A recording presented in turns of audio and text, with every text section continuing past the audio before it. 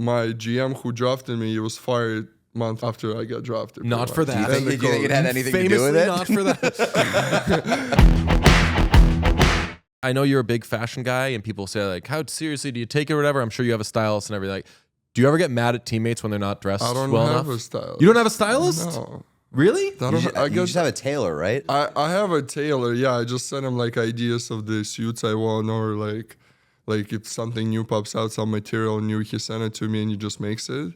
But I don't have my wife is my stylist. Yeah, you can call it like that. She picks the clothes for me, or like she orders for me. I haven't been to the store for like 10 years probably. Really? Yeah. Like I hate going to the store. So it's all like her online shopping on me. Yeah, pretty much. Okay, yeah. so it sounded like maybe like 10% offense was taken by the word stylist.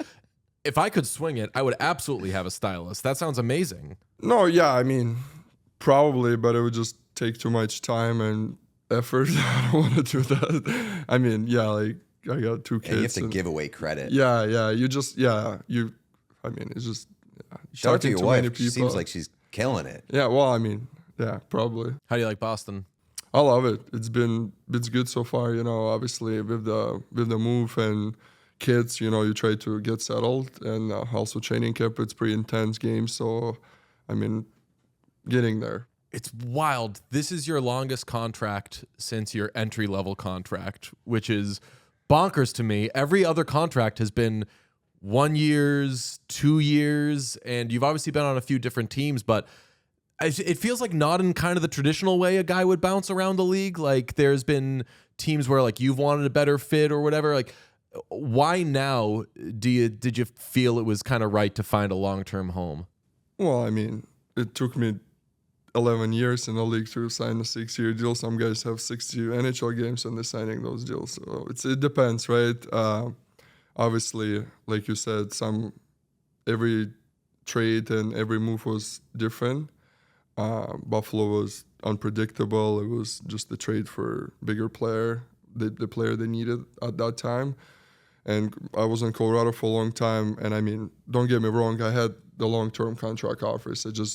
We felt like at that time it wasn't the perfect fit or money, or we wanted more, and ego was a little bit bigger, I guess. Sometimes gets in the way too. But I mean, I like to keep myself on the toes. When you're on the 1 year, 2 year, you have something to prove all the time.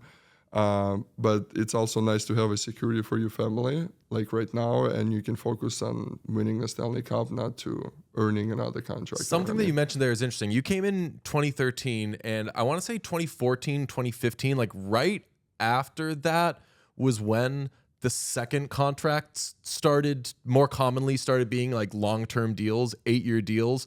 What do you think of that? Like, does that surprise you that like it makes sense to me as a fan that teams would want to buy out those years of unrestricted free agency, but you as an established guy in the league, do you look around and do veterans look around at that and be like, what the fuck? Well, 100% we'll look at it. Some guys not scoring first NHL goal and they're signing those deals, you know? It's like, and then you hear you grinding for 10 years and you don't get it. You got to be lucky. Like, I mean, you got to look, those guys who signing those deals, they drafted by the team, and they're still in that team, and they still have the same GM who drafted them. They still have a same coach who drafted them. They believe in the system and the future, and it's a rebuild mode too, right? My GM who drafted me, he was fired month after I got drafted. Not for that. Do you think it had anything to do with it? Not for that. I mean, it was early to say, obviously. Yeah, I mean, it was just unlucky. And then I went to a different team. Obviously, they traded for me. They kind of believe in me. And I spent 5-6 years there in Colorado. And it was everything going on good until I decided to move on.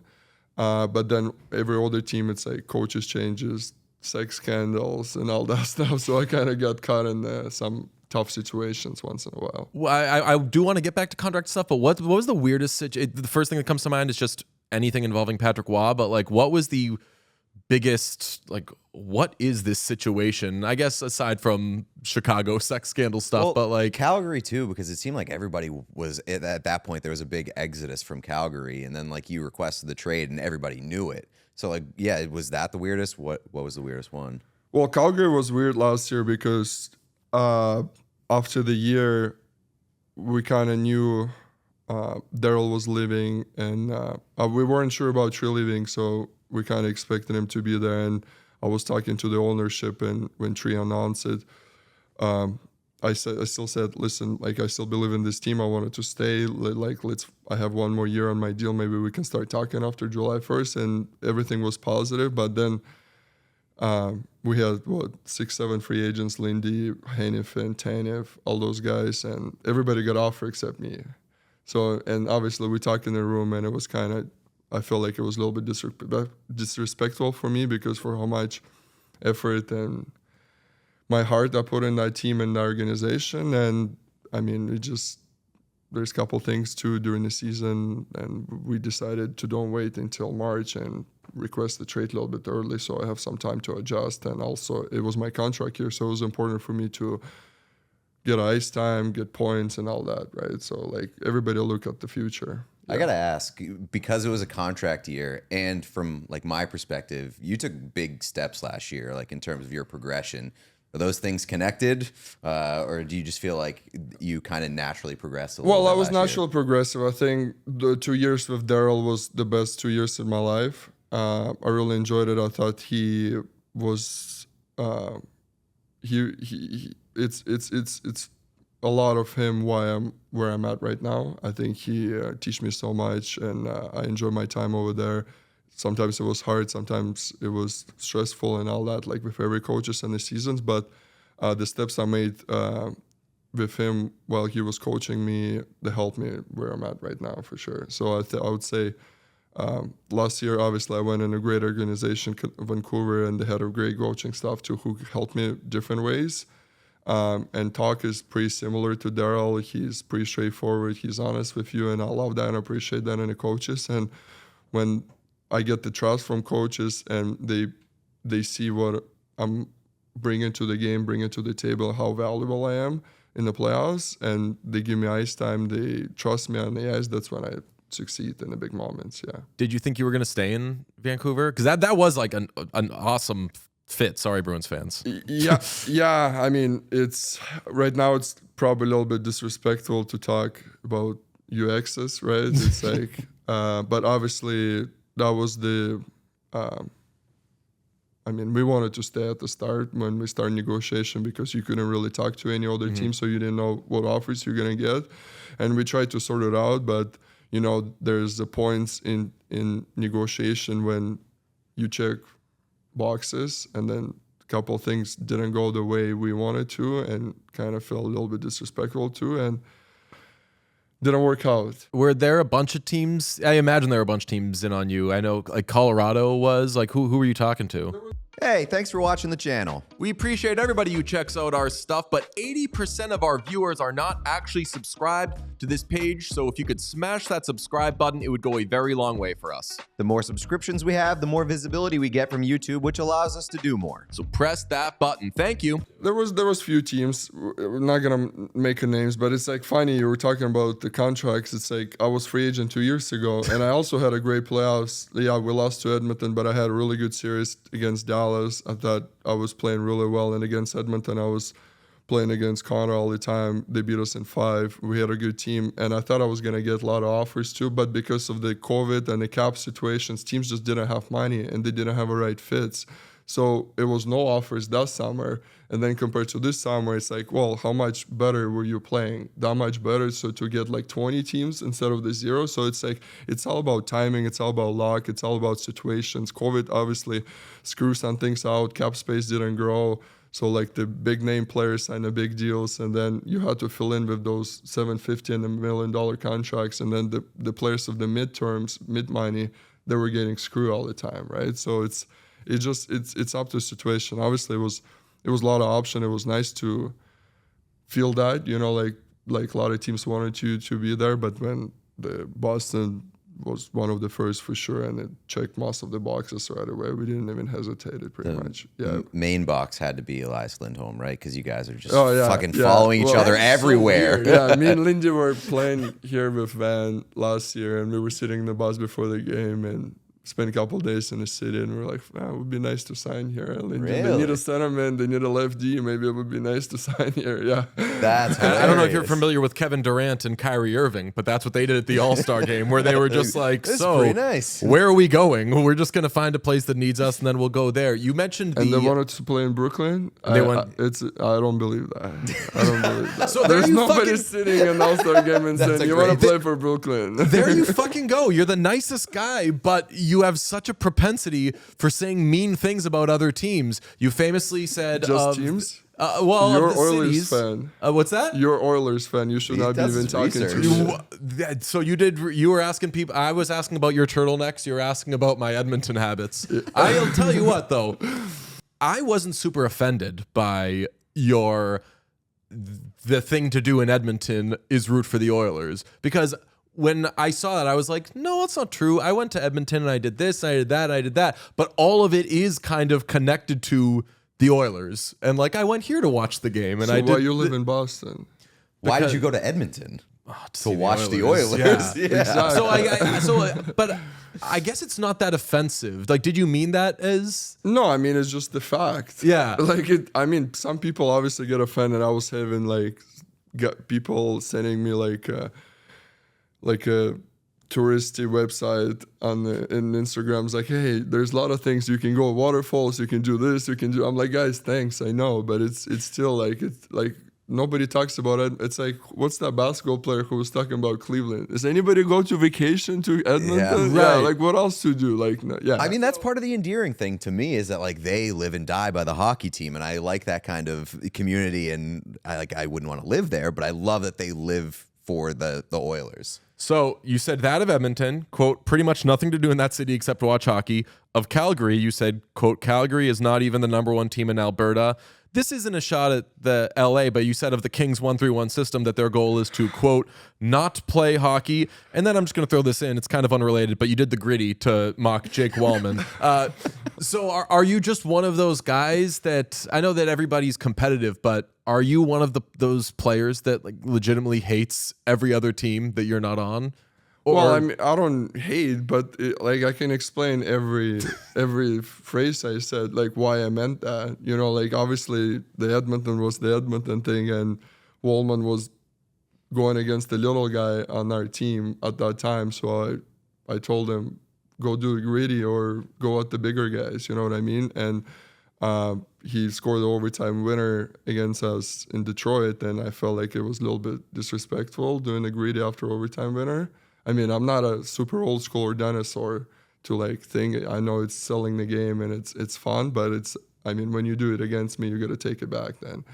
And about what else did you bring it up? There's a lot of going on. Kings. So I mean, 1-3-1. you're The really Kings- well, the Kings- lamenting the 1-3-1. I don't think is they mean. play in 1-3-1. That's like you hate playing it. If you ask any guy in the league, like they just like you gotta have to dump it in all the time. You can't enter the zone with possession, or it's gonna be turnover. It's too risky, and they pretty much rim it back all the time. They don't really make plays off the breakouts. Their D's like kind of a little bit easy job, I would say. And then I mean they don't score a lot. They don't generate a lot. That's the facts. It's the big right? if I'm not having a good time, nobody's having like, a good and time. I know the guys on their team hate that system too. So I kind of try to help them maybe. On the gritty thing, how long did it take for you to learn the gritty? I so didn't you learn. could. Yes, Did you do. Did you see that? You that hit that shit, embarrassing. brother. No. Yeah, but the good thing, camera caught it off quick. Yeah, This. that was brutal. I'm not. I as a Bruins fan, I gotta ask. Like, you gotta say some mean things about Toronto, Montreal, Florida. Like, I gotta hear something. Yeah. What's your Tampa gripe? Well, I gotta get into it. You know, it took me time to get into the Alberta battle and Kings in the same division. You know, like when I played for Colorado, I used to hate Nashville, Minnesota all the time. You know, those teams. So now it's a different division. It's a different rivalry. So we're gotta come gonna build them authentically. in. Yeah. I can find you one more though that really piqued my interest. You were on with our Spit and Chicklets pals in 2022. You had just played the Maple Leafs the night before. You were frustrated with some of the officiating, and you said, quote, someday I just wish to play the Toronto Maple Leafs in the playoffs. Brother, you came to the right place. You'll be seeing them in the first round. So how eager are you for that? Well, I mean, at that time, it was a decent quote. I would say now they got a different coach. I heard good things about him. Probably going to be tougher to play against for sure. Oh, So that quote yeah. was just like, I just want to win in the playoffs, so I'd like to face the Toronto Maple Leafs. That was the meaning behind that quote. Well, I mean, they couldn't get past first round for how long. So, I mean, that was kind of play the odds. Fair That's- enough. yeah. I do have to add, like you said, you were here in Boston. You were like, this would be a great place to sign. What did you know about Boston before coming here? And when you came here, what did people tell you to do? Because people always ask me, like, hey, I'm coming to Boston. What should I do? And I only have like 3 answers ever. It's Fenway, the Aquarium, and the North End. So, like, what have people told you that you need to check out? Well, I don't usually ask people. I do my own research in that. I did check the North End. I've been there many times. I love that place. I think that it gives me such a European vibe, and like this, I like this old Italian, the culture too. It like cash only, all this stuff kind of brings me back to Russia a little bit. Yeah, we have Cafe Vittoria? Yeah, a lot of been there? similarities. No, Cafe Vittoria. well, rocks. I feel like you go to any place there, it's great. Yeah, like and it's the street is busy and it's beautiful architecture and everything. So I just like it. Yeah. I mean, Fenway, I've been to baseball, but I'm not a big baseball guy. Like I would rather go watch Celtics. I love NBA. I love NFL too. So like that would be kind of closer sports to me. Yeah. On the Fenway thing, though, there's a great video of you and David Ortiz having a conversation outside of a Red Sox game where he's explaining that when he would go to Bruins games, Sean Thornton would fight. And you were like, cool, I'll do the same thing. And he seemed to be like really into that. Like, okay, good. So when I go, you're going to fight. Maybe he didn't understood me. It was Russian versus Dominican Republic English, so maybe we had a little bit English barrier there. But I also think that David Ortiz just doesn't listen when other people talk to him. yeah, He just has that vibe about him. He's just like, no, I'm talking. And if you're talking, I'm like thinking about something else. He also said to you, he was like, hey, just do me a favor. Don't pick anybody too Well, I big. don't- And you were like, are you fucking looking at me, dude? there's nobody bigger than me. Yeah, but I don't think, honestly, I just don't think he knows who I am. So I mean, that was just at that time. Maybe he did after somebody told him, or maybe he's gonna see me play first. Yeah. He's royalty around here, though, obviously. So you mentioned basketball, though. Like, what do you think of the Celtics? I can Talk shit about Boston. Do it. I can Come on. talk. Well, because I live in specific city in the summer. You're a Heat fan. Wow. We're not gonna say that. Wow. I'm not gonna confirm that. Aw. I will say, though, like a Jimmy Butler standing outside an arena talking to Nikita Zadorov video. That would go. That would be a hell of a conversation. Do you ever meet those guys? I'm not a Heat fan. I'm a basketball fan. So when I played for Denver, I was going to a lot of Nuggets game, and I met a lot of guys on their team, and it was fun to get to know the guys also. And Celtics, I mean, they've been unbelievable team, and I'm glad they won. I was cheering for them in the finals. Like, it was great to see for sure. Off the big guys thing, what did you think of the Matt Rempe mania last year? As a fellow big guy, you're like, I'm big and I can play, so why aren't I getting all this attention? Well, I mean, obviously, it's you guys. It's the media. Yeah. Jump on the train. Obviously, try to New York media, New York, the market and everything. So, I mean, kind of felt bad for kid. He had to fight every game. Well, it seems like he was pretty eager to. Yeah, well, out of at the the gate start, least, but yeah. you get 1, 2, like your body, like guys who fight, especially he fought heavyweights. Like you get punched in the face, you don't want to do it 3 games in a row. Like your knuckles are sore, everything, and pretty much he's doing that. And even his teammates probably were telling me, "Don't do it today. It's fine. It's okay to get a pass." But as the young guy coming in the league, you try to make impression and try to make a league. So I give him a lot of respect to do that as well. And do you feel for a young, like, tall guy who comes in? Because I guess it's changing a little more now, but even the Boston Bruins had the great Hal Gill, who just like wasn't much of a fighter, and he got here and he could play, and a lot of fans were like, "Huh? Fight? Why aren't you? Oh, now you're bad. You're bad at hockey because you're not like." There is even if it's going away a little bit.